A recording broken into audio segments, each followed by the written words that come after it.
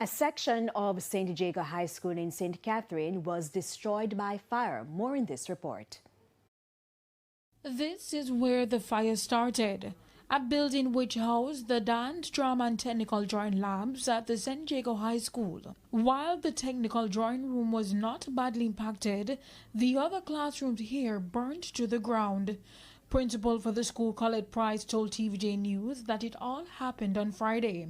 Apparently, it started from embers from fire that was lit elsewhere.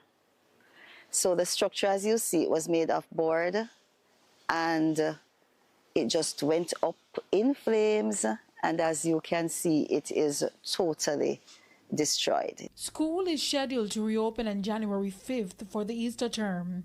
And Mrs. Price explained that all of the over 1,500 students enrolled at the school participate in dance and drama.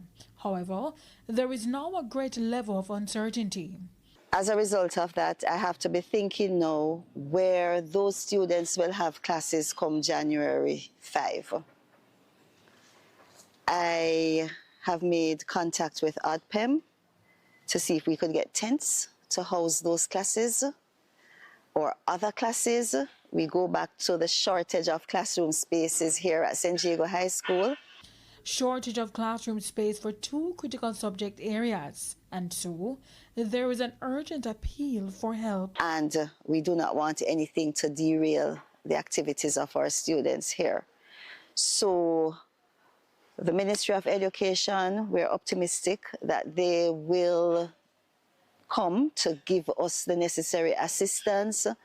And I'm also appealing to our past students and to corporate Jamaica. They are currently waiting for the Education Ministry to carry out an assessment of the damage. No one was injured during the blaze. Anthony Atkinson, TVJ News.